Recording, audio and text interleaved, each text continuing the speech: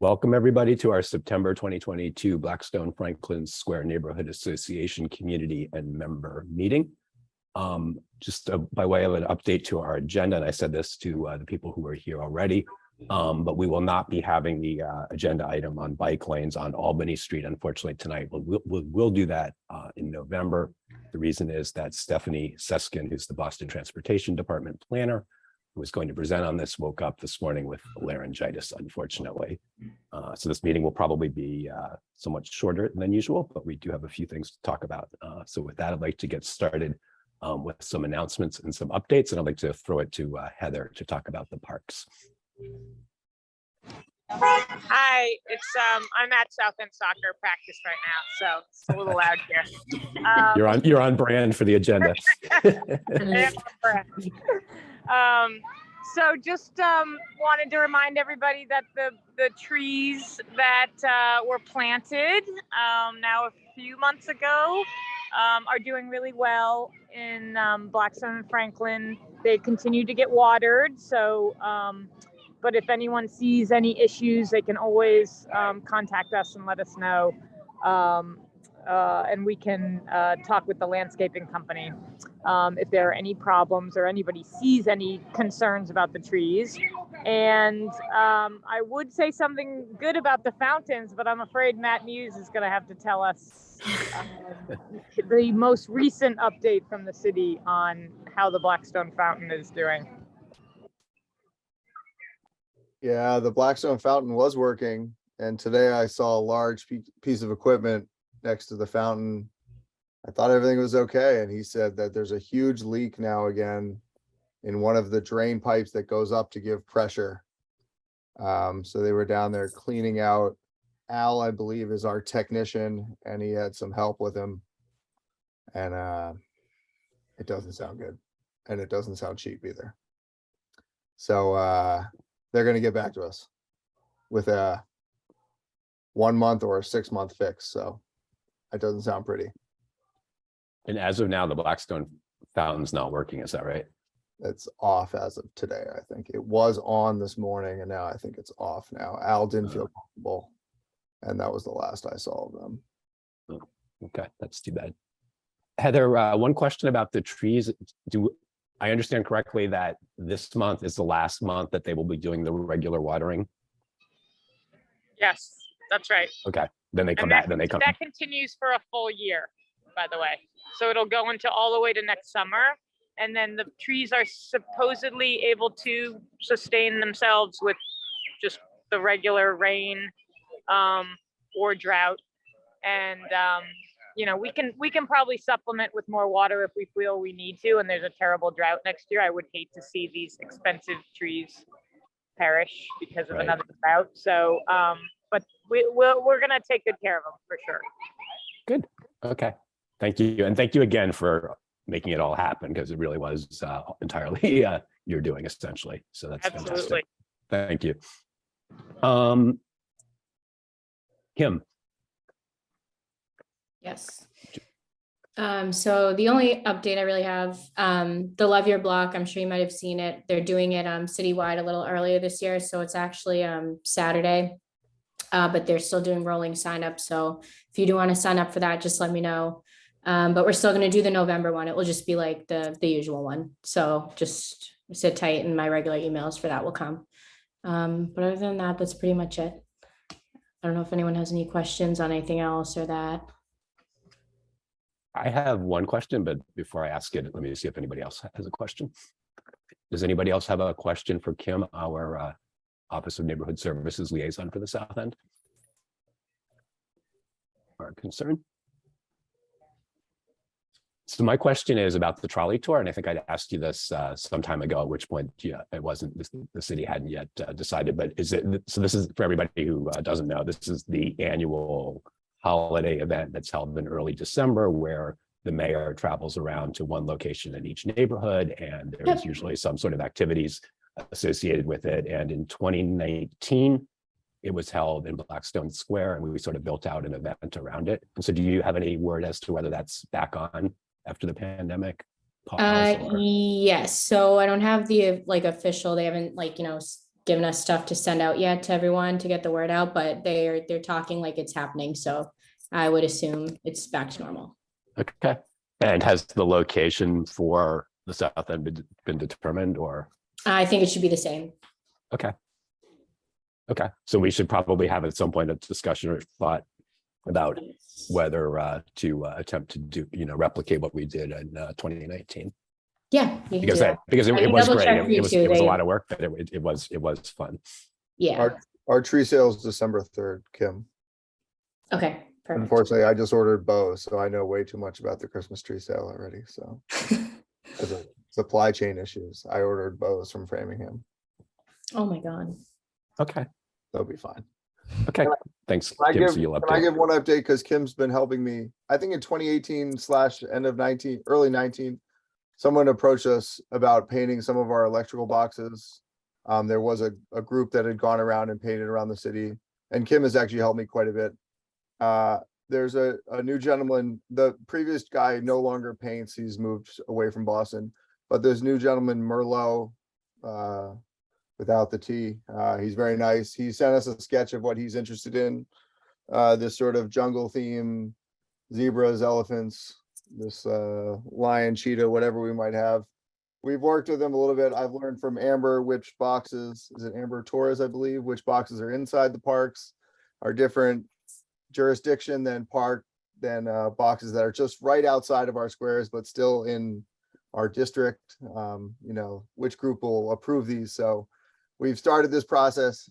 I think I thought it was a little quicker than it is, but just so people know, we're trying to brighten up some of the electrical boxes that get graffitied or have been decrepit. The one by the flagpole in Blackstone is pretty bad.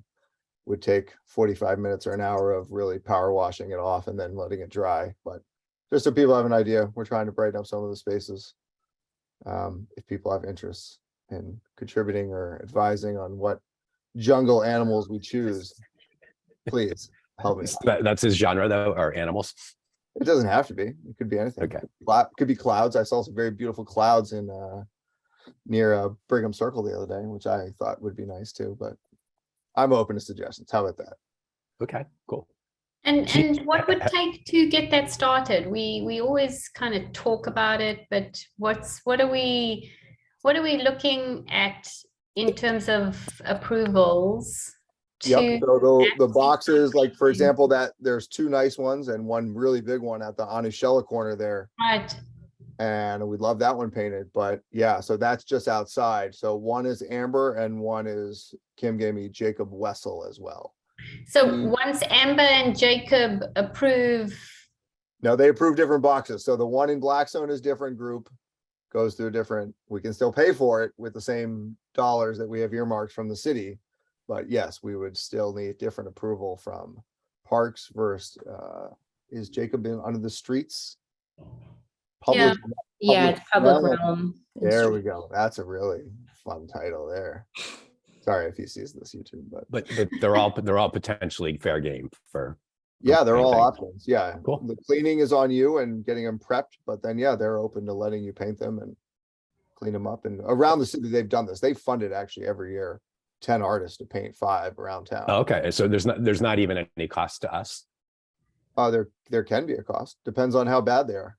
Okay. So if they're cleaned and they're maintained, it's different. But if there is, if Merlot has to get out there with 60 grit sandpaper for 4 hours, I think it's Okay, a bill. but the city pays the artist, or Yep, there's city. earmarked okay, money. okay, And then So we have basically, money also in okay. our brown fund. which is right, called the brown fund. okay. and then do we need to get does anyone have any objection, or should we get a vote going on what the designs? Can we do the animal theme? Does anyone have an absolute no reaction to the animal theme? I mean, that we're a neighborhood association. We love input from the neighborhood. Yeah. Does anyone have any objection? I to mean, the- like, for example, just get into like little things he said. I was like, well, there'd be no point in painting this part on a box that's 5.5 feet tall. You're never gonna see this. So he said, oh, I'll keep it all down low and the top of Okay. the blue sky or something, and the Right. smaller ones where you may see the top, don't put the trunk of an elephant up on top. Again, these are really nuancy things, guys, but yes. Yeah, Kristen, good point. Doesn't seem very relevant to the South End. I guess it was just whimsical, but if we want something relevant, what would that be? We don't want to be too serious. We just want to have fun. So can we have that's my opinion, but your point is 100% valid. It's not relevant to the city at all. No, not at all. So is there, does anyone want it to have some kind of message, or input's welcome? I mean, that's why we have these meetings, right? Dogs. Dogs? You don't see enough, Peter? Yeah, but dogs. Dogs is actually a pretty good idea. Conceivably, we could even do particular dogs. I think dogs would be cute, but I'm just worried about the unofficial dog park. Unofficial dog park. Or maybe dogs in Franklin, Peter? If you guys did quotes or something, I don't know. You could do one with quotes on it. It was probably going to be a giraffe in Blackstone, if you must know. A giraffe. A giraffe, a cute giraffe, and then a nice elephant over by the Croft School with a little baby elephant grabbing the tail and walking. Oh, it would have been amazing. But now we're painting other things. Well, here's my So suggestion. could we have a little vote next meeting You can have whatever you want. for fun? I definitely think this is something we'd love. You know, I know it's lighthearted, but we have so many serious issues, but let's vote on designs. I think that would be fun. We'll think about it. Okay, so why don't we No next? problem. I just learned all the people that make decisions. So thank you, Kim. That's all I wanted to share, by the way. This doesn't have to be. Oh, well, thank you for finding out that much, Matt. And so maybe, so it sounds like what we should do here is next meeting in November, we'll have a discussion about with some actual options on the table, at least one of which, or hopefully more than that, will be something relevant to the South End, as has been pointed out, but then also maybe there's room for things that are whimsical as well. There's certainly more than one box to be painted, so it's not as if it's, you know, mutually exclusive. There's 28, by the way. Right. Okay. And these are what, Matt? They're the power box. Where are they? Yeah. Yep. So there's a couple in the square, and they're all over throughout the community. Okay, thanks. They're also, aren't they also like the traffic Start looking control for them. You'll boxes? be amazed. Yeah, cool. All right. Anything else on that, Matt? I'm good. Thanks. Okay. So our first agenda item is going to be an update from our friends at the Affinity Medical Marijuana Dispensary at 591 Albany Street. And Danny, the manager, is here to check in with us. So Danny. Hi, good evening, everyone. My name is Danny Rodriguez. I'm the general manager at Affinity Boston, your local neighborhood medical dispensary. We'll be celebrating 2 years in December, which is just insane how quick the time flies, but it's been amazing. Obviously, we're in a part of town that is completely transforming. We literally have front row seats to everything, but we are so looking forward to having neighbors. You cannot imagine. Yeah, it's been interesting being the only ones on the block, and we're ready for the rumble and tumble next door for sure. But a little bit about us. We are a small team. There's only about 9 of us total. We are medical only. We will only be medical. Last July, we were acquired by Green Thumb Industries, which is a national recognized company. They have dispensaries in about 17 states. So it's been amazing having their resources and definitely share the same values that Affinity has. So it's been an amazing acquirement and looking to grow even more. We are still fairly quiet. We are medical only. So those days of long lines out the door are definitely over. There's just so many more options out there now, and all we do is just focus on giving the best service, the best consultations, and trying to have the best menu in town for sure. So if you know anyone that has their medical card, definitely send them our way, please. But our focus always is community outreach. We do have to be closed for most Massachusetts holidays. So we do take advantage by doing community outreach those days. the easiest thing that we can do is street cleaning. There's obviously plenty of opportunity for that on Albany Street. As recently as Labor Day, we did take advantage of that day to clean mostly Albany Street and a couple of the side streets around here. We ended up collecting or filling 12 33-gallon trash bags that day alone in like a matter of 2 hours. So it's just such a rewarding experience, especially for the team, to see that, you know, any little help does make a big impact. I crossed the street the other day and it still looks pretty decent, you know. Obviously it takes a village these days, but we're happy to help any little way that we can. A couple other we also definitely volunteer at the Greater Boston Food Bank pretty regularly as well. We were there last month. We'll be there again next month. Actually, we'll be there on the 28th. A group of 4 of us will be volunteering in the morning for about 3 hours. So it's something that the team looks forward to doing every year. We also collect donations here. We very regularly collect donations for the South End Community Fridge on Columbus Street. This month, we collected about $500. They collected our tips. Like the team is donating their tips for the community fridge, which is just so kind of them to do. So we will be restocking that fridge next week. And starting on October 1st, we will be starting our sock donation drive for the homeless for Pine Street Inn.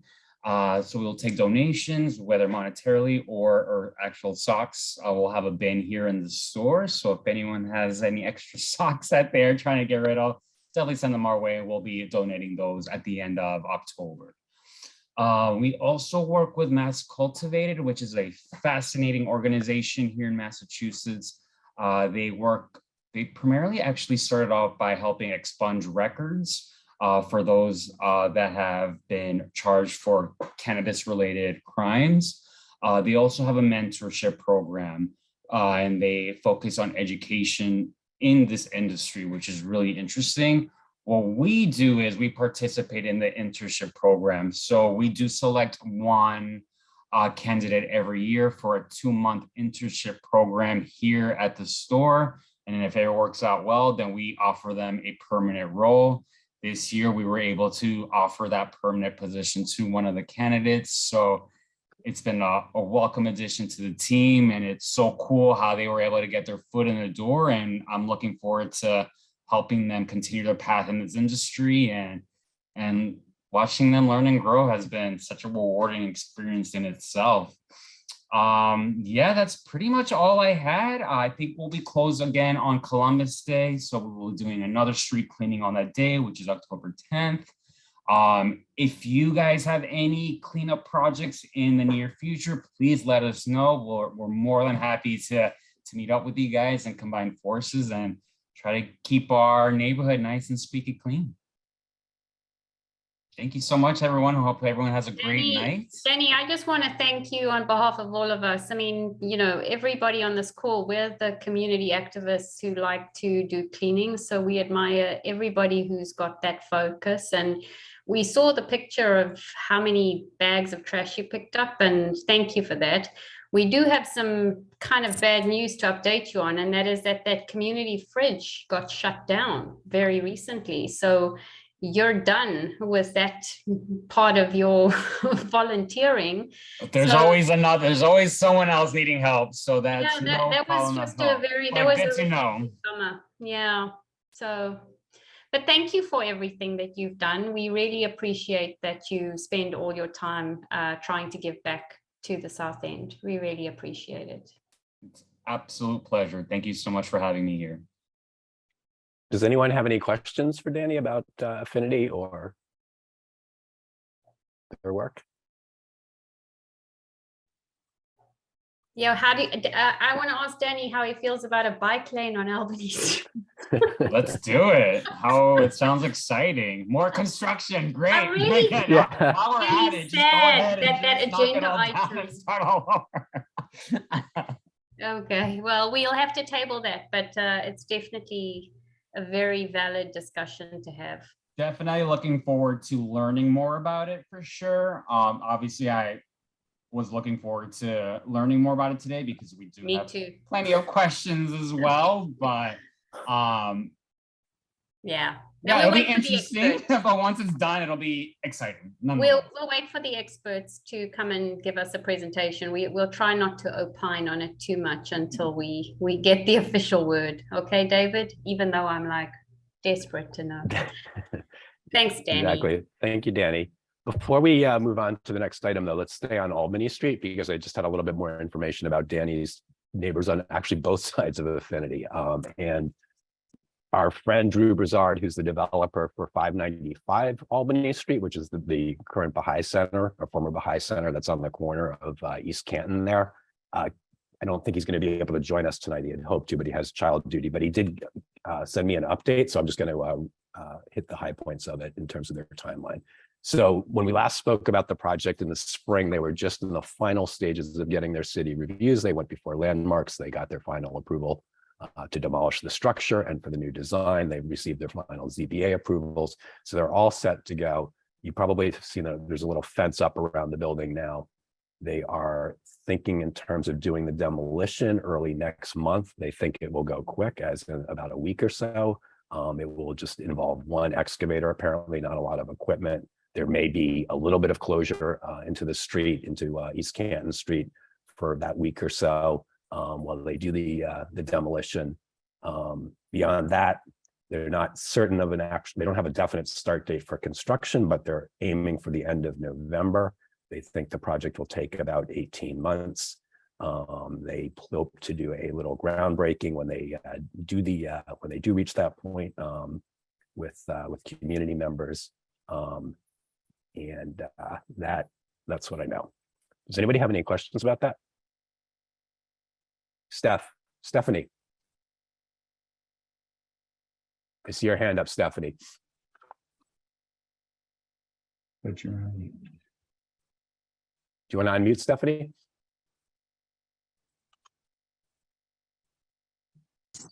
Sorry, I couldn't find my mute. Hey there. Hi, how are you? Thank you. Do you know what percent affordable will be? Yes, so it's a 10 unit condominium with over 6 stories, and there is one affordable unit, which is actually a little bit higher than the city's criteria, but of 13%. Okay, or about, yeah, say about the city's criteria. Exactly, excuse me, you're right. It's about 13%. Which is unfortunate because until like Ink Block and the Smith, I think in the South End we did much better, like with 700, your neighbor being 50% and Rollins Square being a combination of everything. So it's unfortunate that that's all it is.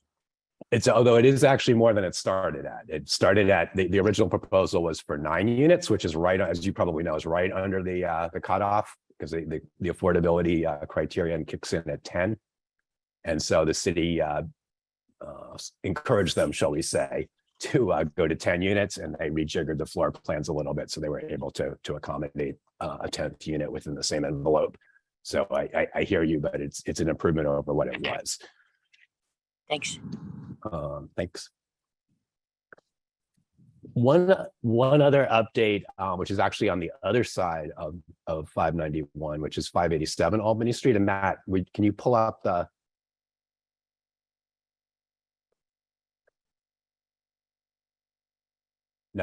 excuse me, the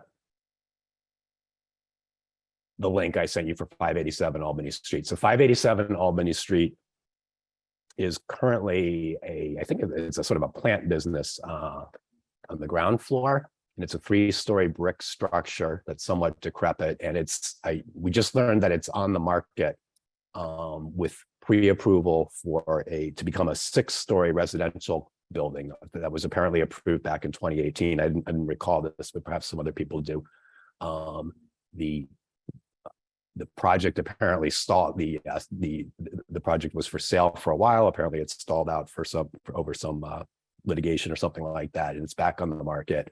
And it's being marketed on the basis that whoever buys it will have the right to construct a fully approved 6-story residential building there. If anybody's interested, if anybody has $3.5 million, you might want to check it out. That's the asking price. For the rights, yeah. Exactly. And what's going on across the street with the exchange? Is there any update on that, or when do we expect to hear more about that? So the last we heard was back over the summer. They called the meeting. They called the city and the developer called a meeting of the Impact Advisory Group, which is the resident and stakeholder group that works with the BPDA. And it seemed as if the developer was aiming to get going again. I mean, it sat there. They had told us in the beginning of 2020 that construction was imminent, and they purchased some steel, as people can see, and that it was going to be on a 2-year timeline. And the first 2 buildings, the first 2 of the 4 buildings, were going to be done. In right about now, actually. Obviously, that's not happened. We don't know why it's taken so long. But the developer, seems to be trying to get going again on it. The one substantive thing to be aware of is the traffic arrangements. The site, one of the concerns was that the site is obviously going to generate a lot of commuter traffic. There, depending on how it's tenanted, there could be as many people working there as work at BMC. And so there's several thousand car trips a day. So the concern was that there should be a direct connection from their garage onto frontage road, so that people don't have to drive on Albany Street and other South End streets. The good news is that the State Department of Transportation, which has the authority to allow or disallow that connection to be made, has said that they will allow an ingress, meaning people can come from frontage road into the site, but they're unlikely to approve an egress, meaning people will not be able to leave the site and get onto frontage road. So it's better than the worst case scenario, which is that there'd be no connection at all, but it's not what the city was desiring with respect to the fully built out project. So there's a lot of, the project's nominally approved, but there's a lot of details which have yet to be ironed out. And it's a little less room for Tony's bike path too. Yeah, it's not clear so it's not clear exactly what will happen when, but that's what I know. Anybody else have any questions about all things Albany Street? David, I'm not kind of following that frontage road traffic pattern. I don't know if anyone else is, but will we be able to see that in more detail at some point? Yeah, unfortunately, I don't have anything that I can pull up to screen No, I share really quickly, but appreciate so basically, if you think about the site and you think about where the BMC BU parking garage currently is on the back end of this, sort of next door to it, and that little road back there is called Biosquare Drive that parallels Albany Street. Yes. And Biosquare Drive was designed, 10 or 15 years ago, or whenever it was, to have a connection to frontage road on the same theory that it would be convenient for those people who work there to be able to get onto. Okay. But the connection was never made because, for whatever reason, the required permission from the state was never either sought or obtained. So there's a little stub road that you can see that exists right there, but it's never. That's correct. That's where the connection would. Okay, so that's where whatever connection occurs will occur. Okay. Thank you. Any other questions? Okay, well then our final discussion item tonight is a proposed fish market, which would be located at 744 Washington Street, which is by the corner of Mass Ave, just a couple doors in, next to the current site of Laz Cafe, I guess it's called, which is a pizza restaurant, and next door to the former Barleone. And so the proposal is being made by Columbus Hospitality Group, which is a very well-established restaurant and hospitality business in Boston, and chef Jamie Mamano, who is formerly of Barleone. So I'm going to ask Jamie and their representative, Randy Lathrop, to tell us about this project. Thank you, David. So I'm quite excited about this since we lost Morse Fish over 4 years ago, but Paul Roy, who actually owns the retail space, he owns the 7 1744, along with the former Taranga and the Barleone, they're proposing. So Paul and Jamie would be putting forth a fish market there called Boston Fish. That's what we presently think it is. And the exciting thing is, just to give back a little bit, Boston Columbus Group owns 15 Beacon, which people probably know is a boutique hotel over in Beacon Hill. They also own the Inn at St. Patoff, near me, where I live. Moo, Mistral, Sorlina, Astra.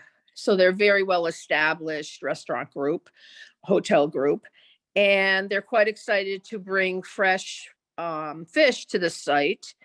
It would be the same proprietor that serves their restaurants and hotel today. And it's about 1,500 square feet on the ground floor with 300 in the basement. And the idea right now is just to have a fresh fish market, but I'm going to let Jamie, who's also co-owner with Paul, to talk about it. Jamie, he's calling in. Jamie? Oops. I think he's in. I know he's on. I'll keep calling until Jamie, are you there? Maybe he's having a hard time calling in, but so from talking with Jamie today, they're quite excited. They would give the present pizza place, they're at tenant at will presently, and they would want to go in and completely renovate the space, probably open next spring. It would be an active space, pretty much selling fresh fish from the docks every day, and then doing some cooking in the back that people can go in and get takeouts.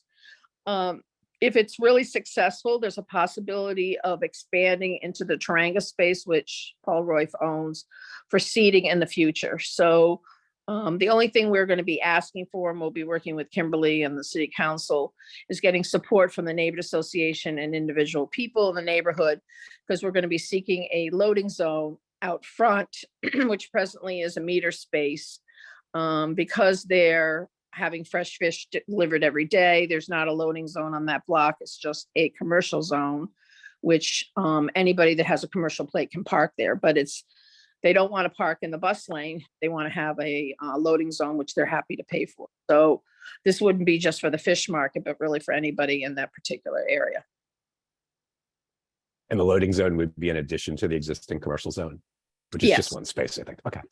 Yep, the commercial zone, if you're like, a lot of brokers park in there because they have commercial plates, but they really need a loading zone for the trucks. So it'll be a truck delivering the fish every morning. How many parking spaces would that be, Randy? Just one. Okay. Yeah, it's just one, but they're, the important, I can't even think of any fish markets in all of the downtown neighborhoods. I know there's not one in Back Bay, there's not one in the South End, there's not one in the Fenway. Right now, in order to buy fish, you really have to go to supermarkets. Yeah. And I think a real loss when Moore's Fish closed, but we understand they retired. But the exciting thing for this is their known entity. Paul owns the 3 retail spaces where Paul, Barleone was. He owns the Taranga space. He also owns where Lars Fish. They are going to be putting a whole new storefront on it. And, I think it's exciting because they're both well known. Jamie is a well-known acclaimed chef. He's very excited about it. Speaking with him today. So they hope to be open next spring. That's awesome. That is really lovely news. Thanks, Yep. Randy. Yep. And Randy, you may have touched on this, but just to be clear, this is both going to be raw fish, but then also there will be prepared fish and whatnot, Right. for takeout? Yep, they won't be seating in the spot, but there will be possibly prepared meals, and you could also go in and get accompaniments to the fresh fish. And also, like you said, take out fish salads and things like that. They haven't figured out exactly what the concept is yet, because Jamie's kind of thinking through how this could be a little different, but he said, they'll definitely have different items to complement the fish, be it, pickle, like sauces or different sauces or lemon sauces that you could add to the fish, but it'll be, but definitely not just straight a fish market, which I think is exciting. So they'll have a takeout section, but there is a kitchen there now, so they're gonna have to rehab that whole kitchen, but they also want to do meals to go. Great. And what you would ideally like from us and other neighborhood associations, Wasana and whatnot, would think be a indication of support for? We're looking for support for the business. It is an allowed right by zoning, so we don't have to go to ZBA. They'll be seeking a 36A, which is takeout, which they have today. But they'll be seeking a 36A because you're taking food out of there. And, you know, we really would like support from individuals and the neighborhood association because we'll be seeking a loading zone in front of the fish market. Okay. Does anybody have any questions for or comments about this? I don't see anybody. I think it's So- good. I mean, we don't really have, today, if you want to buy fish, where do you go? Star Yeah. Market, Whole Fish. But to have a dedicated fish market, we're probably going to have more variety too, which is a great thing. Yeah, it seems like a great addition. So I think what we should do here is, so this is a little bit outside our actual boundary. I think it's in Wasana. So normally we're going to defer to whatever other neighborhood association, you know, sort of owns it first. But I'm not hearing any objection here. I think there's, you know, what opinion there is supportive. So unless there's some issue on the Wasana side, I think we can provide you with a letter Great. of support or not opposition for that. Yeah, we're going to Wasana next week, next Tuesday. I've talked to a lot of people individually. Everybody's really excited about it. And be a really active, bright business that will be inviting to the area. And I think it's a key piece for that corner to get some strong businesses. They feel very bullish about the site because you've got Toro there, you got Seo Sushi across the street. So I think if anything, it's going to help the businesses in the surrounding area. Yeah, Peter, I saw your hand was up briefly. It's down now. I don't know whether you want to say something, or if you do, go ahead. We were both thumbs upping. I Oh, don't okay. think Perfect. Okay. Well, the motion carries 2-0. No, whatever. Yeah. Okay. Thank you, Randy. Thank you. Thank you, Randy. Nice to see you, Tony. Nice to see Great. you. Good. I actually misspoke a moment ago when I said that was the last item on the agenda because I had not seen that Jeremy, who's representing South End Soccer, had joined us. Our old friend Jeremy, formerly of St. Stephen's, and now doing his youth work with the city of Boston. So welcome back, Jeremy. Thanks. Hi, everyone. My name is Jeremy, for those I don't know. Yeah, like as mentioned, I used to work at St. Stephen's youth programs in the South End and did a lot of work with you all around the scholarship committee and a lot of scholarships went to the young people there. And now I work for the Department of Youth Engagement and Employment. So now I help with a lot of the Success Link programming, where we provide like close to 5,000 jobs for young people over the summer and about 1,500 during the school year. But tonight I'm actually here more on a passion project, as I have volunteered and supported South End Soccer for about 8 years. I've coached a lot of levels. As you can hear, as you heard from Heather at the beginning, it's going on tonight at Carter Field, which is why I said I would step in and come talk to y'all. So I'm going to talk real briefly just about what South End Soccer is, a little bit about the event that just happened this past Friday, which we were really grateful for your support around, and then also the Unity Cup, which is something that might be new to a lot of you, which is a citywide World Cup style adult tournament that started in 2018 and continues to be a part of South End Soccer and is coming up. And so I'm not sure if I can share my screen. Let's see. I might need to be made co-host if that's possible. Yeah, I can do that. Hang on. Cool. And so Done. cool. Thank you. Let me just somehow now I've lost my bar. There we go. Okay. You all see this? Thumbs up. Yeah, cool. So for those that don't know, South End Soccer provides young people from Boston, ages 5 to 18, the opportunity to play soccer for free, and really is built around cultivating a love of the game, regardless of socioeconomic status or prior experience. It's really about driving inclusion, strengthening community through the power of soccer. As a coach of kindergarten through 8th grade, one of the things that has really always struck me is the way in which it builds community across socioeconomic difference, especially in South End, and really creates an opportunity for young people to build relationships with one another at a young age. So that's really been one of the things that's really struck me. It was started in 2008 by Caroline Foscato and Carolyn McNeil. Many of you may know one or both of them, to address the kind of exclusive and inequitable and inaccessible culture that is prevalent in youth soccer. So I did when I was younger, played club soccer. Some of you may have played club soccer. Some of your kids may have played club soccer. And it is a very expensive, inequitable opportunity for those that want to take the next step. And so South End Soccer is really about creating opportunities for all people to play soccer and to build community. So it was started in 2008, where it introduced 40 kids to soccer in a fall-only program. Today, this organization serves more than 1,200 children and youth annually in recreational, developmental, and competitive programs. So there's an in-house league in the fall, travel teams in fall and spring, and clinics in winter and summer, all of which are free for young people and for nonprofit programs to participate in. You can see just some basics here. Again, I'm here to talk about South End Soccer and the Unity Cup.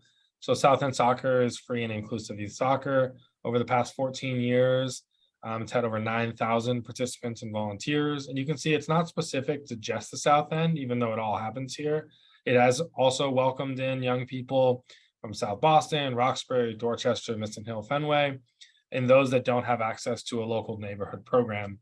We've partnered with Roxbury to create Roxbury Soccer Days as well, with the idea of helping to build other neighborhood programs in the future.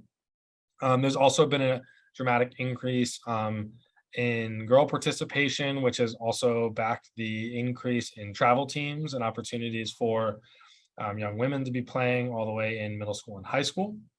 And then what I mentioned before, the Unity Cup is an adult soccer tournament honoring what a global soccer city Boston is.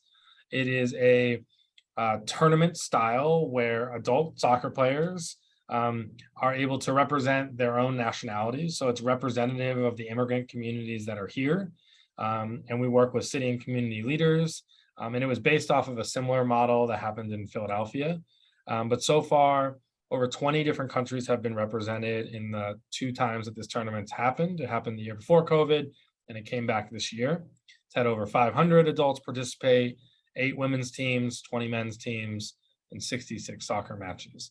And I'm going to talk a little bit about the upcoming things that are happening in October and November as well. But to bring it back to South End, it's really about bringing together youth across varying socioeconomic backgrounds, cultural backgrounds, race, ethnicity, and religious backgrounds, with the idea of knocking down barriers and offering unique opportunities for also social and emotional skill building through sport.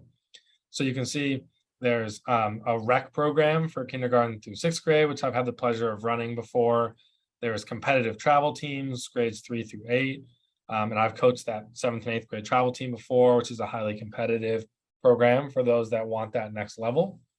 There's a high school program, which is in partnership with Boston Scores, summer enrichment, as well as adult mentors and employment opportunities, which is how actually I was helped to partner some of the work I do with the city with them to employ young people over the summer to help with this programming.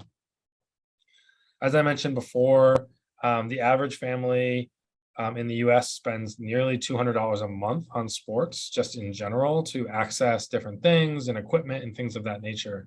It's just not possible for many families to be able to afford that level of investment in sport. And so we offer, free programming to not only eliminate the access barrier, but also create a culture that's both competitive and inclusive, which means that young people not only have access to playing with the sport and having access to teams, but we do donation drives for cleats and shin guards, balls, all that. So it's all provided to young people. So again, even the equipment costs are not burdensome. I checked in with Carolina this past year, over 800 youth, specifically this past year, were on the pitch that played out in over 260 people in the rec program last fall, 180 travel players, 350 unique youth participated in summer clinics with 70 plus coaches and volunteers. Again, 43% of the players identify as female, and 67% of players are Asian, Black, Hispanic, or the multiracial identity. So really trying to engage the incredible diversity that exists in the South End.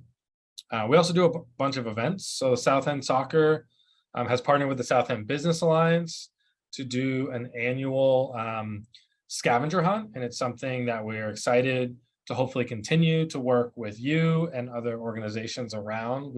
It was located in Blackstone Square as a central point for young people and families to explore the South End, engage in businesses, promote some of the small businesses, and engage with the community, all in the name of supporting youth soccer. So it's an event that we expect to have again this spring. As I mentioned, this past Friday, we had the now second golf tournament called Swings for Unity. We were very fortunate to have an incredible turnout. I think Randy may not be on anymore, but she even got closest to the pin. I was going to give her a shout out for that on one of the holes. And we've had a couple of the volunteers are on the call with us tonight here, but it was a super incredible event, bringing people together at Franklin Park to support South End Soccer. It is planning to happen next year on September 15th, I believe. We'll be sending out the save the date. So again, we're hoping to engage more and more South Enders in coming and playing. But I wanted to bring some pictures from the event, including the lovely sign that everyone got to see that was supporting the sponsorship of Blackstone Franklin Square out there on one of the tee boxes. So it was a really incredible event. Again, all in the name of supporting South End Soccer, and we really appreciate your support with that. As I mentioned, the Unity Cup really is bringing together the variety of different ethnic and cultural groups that exist in Boston. And these communities connect, interact, and learn about each other while representing their identities through soccer. And it challenges mindsets and promotes cultural awareness. It's really with the goal of bringing together diverse and connected populations, building a stronger community, creating a welcoming environment to reduce bias and shift social capital, celebrate competition that builds bridges, trust, and relationships, and ultimately deepen cultural competence through teamwork, play, and competition. It's really an incredible citywide event that's has been housed at Carter Field and Madison Park, so close to the South End here, and we continue to engage the larger Boston community in making this a success. You can see this year, it started over the summer and then was supposed to happen, the finals are supposed to happen that weekend of the heat emergency, so it's being pushed to October and November. But there were 28 teams, 20 plus nations represented, 500 plus players and coaches, 100 volunteers. There was hundreds of fans with the expectations of it being even more on the big finals that's coming up, a variety of different partners and sponsors, and there will be in total 66 games played. I wanted to bring the attention to that because of the heat emergency that happened in July, it's being rescheduled. So Friday nights at Madison Park in October, you'll be able to come watch if you want to. And then the tournament finals and community celebration will be at the new Madison Park field on Saturday, November 5th. I had the pleasure of playing in it back in 2019 when it first started. And there's a whole parade of nations where everyone comes out with their flags, and there's music, and there's just an incredible community atmosphere. So if you want to see some really great soccer and an incredible community event, I encourage people to come on November 5th.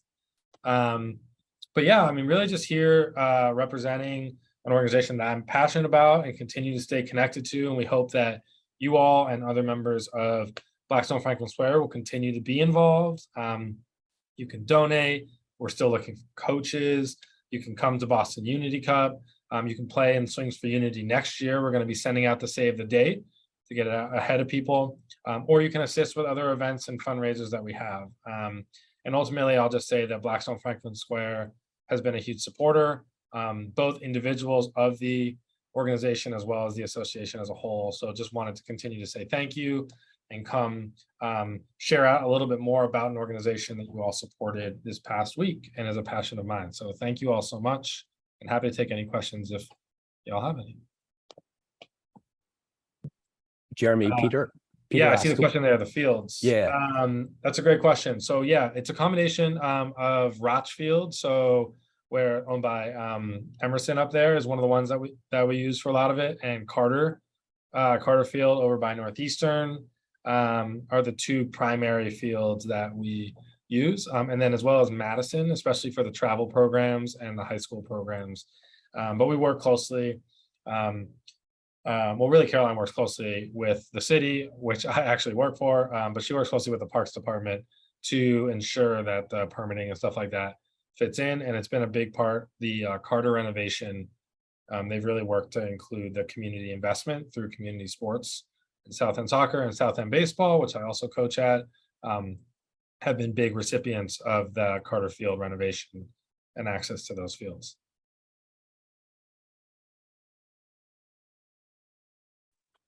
But Great. yeah, that's all I got. Anybody else have a question, comment? They are really good.